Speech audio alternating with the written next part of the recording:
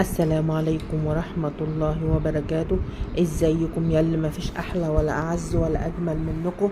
العوافي عليكم يا حبايب قلبي، وحشتوني كتير كتير من الفيديو الاخير. اتفضلوا معايا القهوة. انا قمت النهاردة بعد صلاة الفجر احب اعمل بقى كوباية القهوة كده بطريقتي الخاصة. القهوة اللي انا بعملها دي ما بتتعبنيش خالص. انا اغلي المية كده في الكنكة، واصبها على القهوة واحط عليها معلقتين سكر. انما انا بقى لما بحط البن مع المية واغليه تعمل لي هبوط. المهم ما تنسوناش من لايك والشير ودعوة لاختكم بالخير. يلا بينا نبدأ الفيديو، يلا بينا نبدأ الفيديو. دخلت بقى البرندة اشرب كده كوباية القهوة واسقي شجرة الريحان. انا الفيديو ده هسجله بالصوت لان فيه يعني كام غلطة كده انا سبتهم في الفيديو مرضتش احذفهم. هقول لكم عليهم ان شاء الله اثناء الفيديو. النهاردة بقى هنعمل خبز الصاج على وابور الجاز بطريقة امهاتنا زمان. سموه بقى خبز الصاج، سموه بقى زي ما تسموه. كريب ماشي يمشي، كله يمشي. المهم مليت القلل بقى وغطيت القله والميه وقعت بره القله. عادي عادي تحصل في احسن العائلات.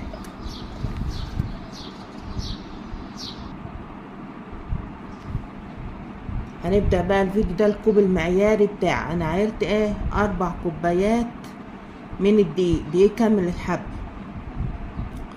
ودي معلقه شاي من الملح ومعلقه شاي من السكر، نص معلقه شاي من الملح، ونقلب المواد الجافه على بعضها.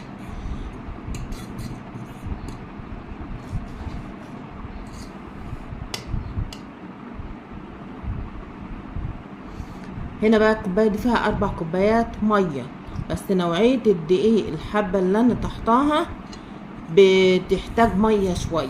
انتوا عارفين ان دقيق الغله انواع، ده محتاج شويه ميه. وتحط الميه بشويش بشويش، ما تحطهاش مره واحده. شويه وتقلبي، شويه وتقلبي.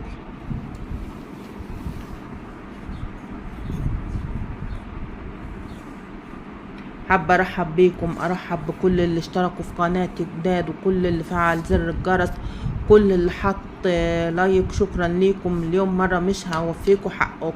بطلي رغي كتير بقى يا ام اسامه واخش في الفيديو. يلا بينا يلا بينا. حط الميه زي ما انا قلت لكم كده بشويش بشويش يا حبايب قلبي. معلش انا مضطره ان انا الغي في الفيديو ده شويه عشان الاخطاء اللي انا وقعت فيها ما تقعوش فيها ان شاء الله.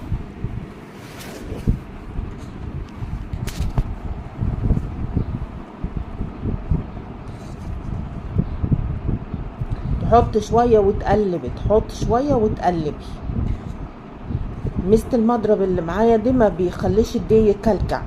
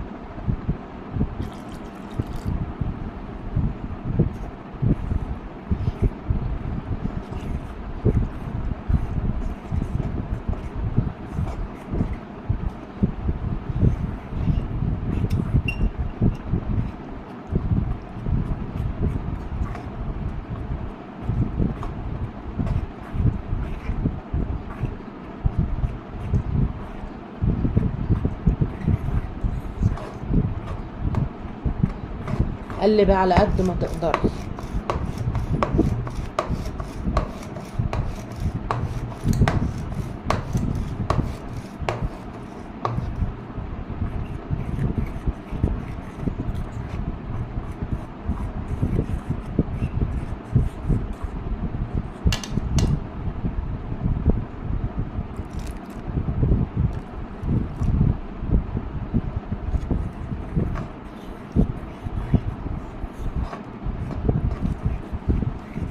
قلبته ولقيته لسه تقيل شويه، حسيته انه عايز ميه زودتله.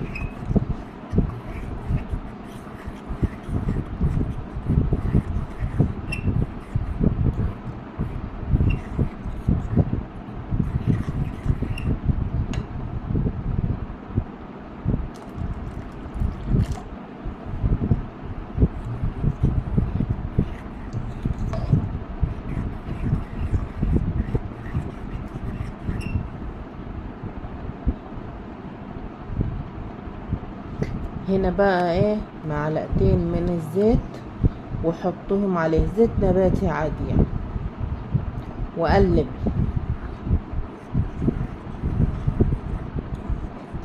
وتسيبيه بقى ايه بعد ما تقلبي لمدة ربع ساعة.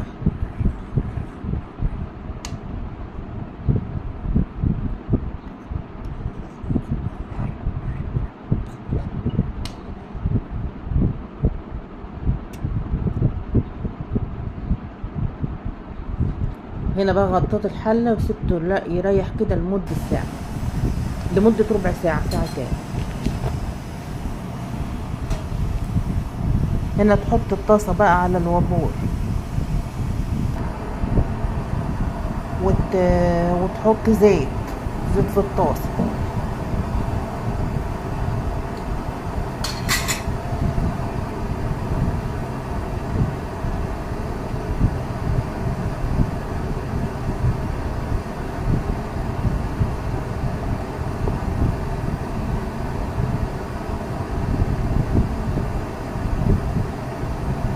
الغلط بقى اللي حصل جاي اهوت، هقول لكم حالا ايه الغلط.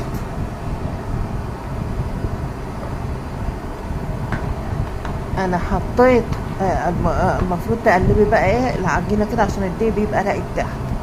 انا بقى هنا حطيت من غير ما الطاسه تسخن، فبوظت معايا اول 3-4 وحدات كده. وفي الاول كنت بعملهم ايه صغيرين،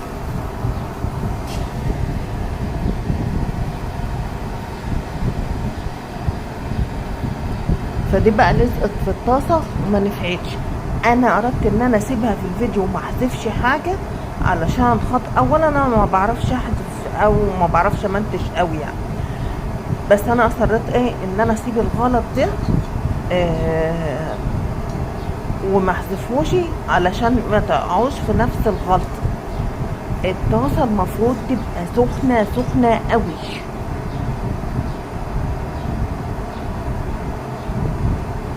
معلش انا اسفه على رغي كتير، بس عشان اوضح الغلط ده.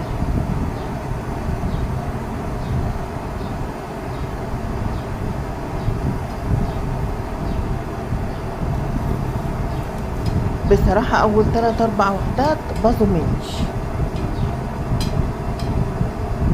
لان الطاسه المفروض تبقى سخنه سخنه.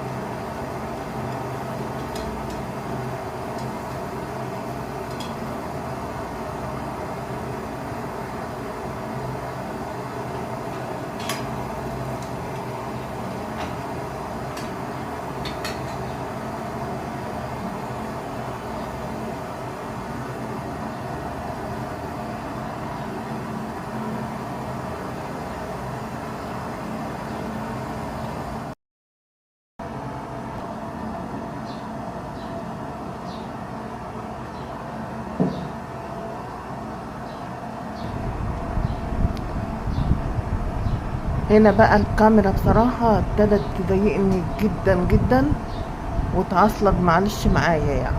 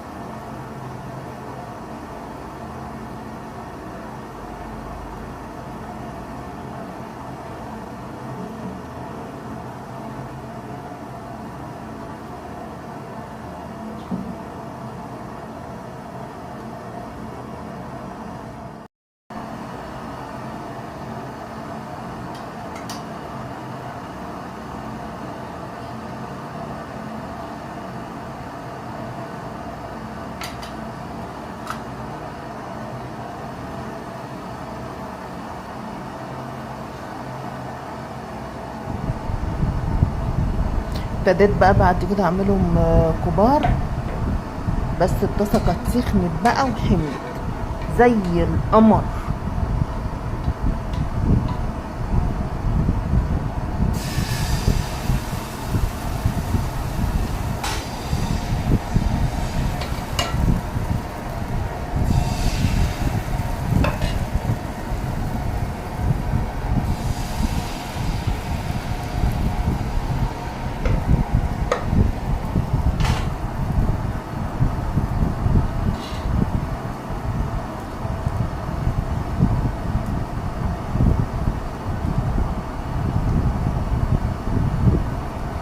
هنا بقى هتيجي غلطة هتعصبني جدا جدا.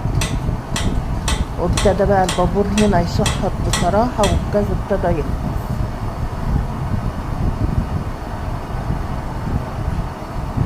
إذا وصلتوا معايا لحد هنا متنسونوش باللايك والشير. لايك مقطع منكم، لايك فضلا وليس أمرا.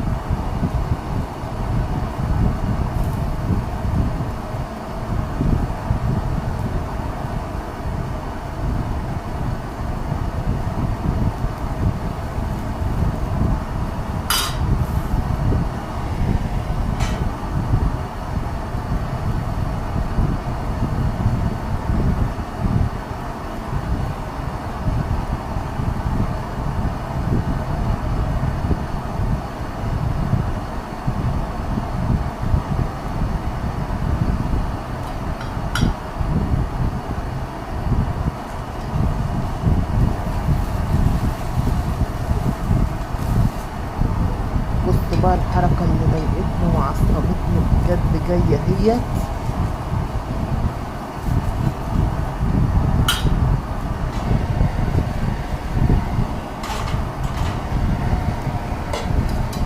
بتقلب بقى قل عشان تنقلب أبدا، وباظت العجينة. والله الحمد لله اتضايقت واتعصبت جدا عشان تنفرد ابدا.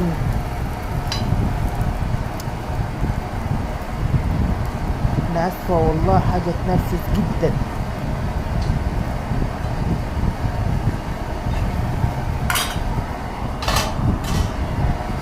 شيلتها بقى رميتها بصراحه. اخبط كف على كف وزهقت.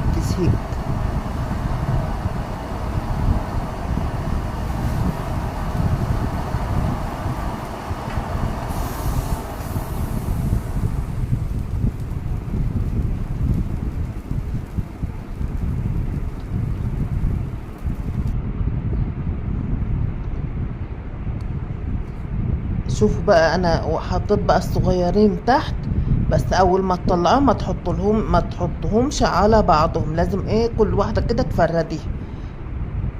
الصراحه يا جماعه طلع بقى والله طلع قمر. انا بقى ما صبرتش كده واخدت لقمه. انا تاكلها جنب، ممكن تاكلها بقى جنب حته جبنه نستون، حته جبنه قريش، حته جبنه حادقه، عسل اسمر، عسل ابيض. انا بصراحه ما كانش عندي عسل ابيض. طعمه تحفه تحفه تحفه.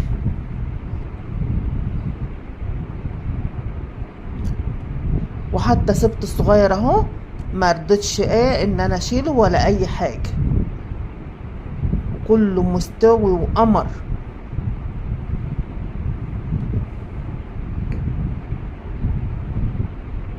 يلا عملوها حبايبي وجربوه، يمشي كريب، يمشي خبز الصاج زي ما انا عملته كده زي الفل. بوريكم بقى الصغير اهوت، والله جميل. مال ما احنا لازم نغلط عشان نتعلم من الغلط. الله يموت المعلم وهو بيتعلم. يلا اذا وصلتوا معايا لحد هنا ما تنسوش من اللايك والشير. اشوفكم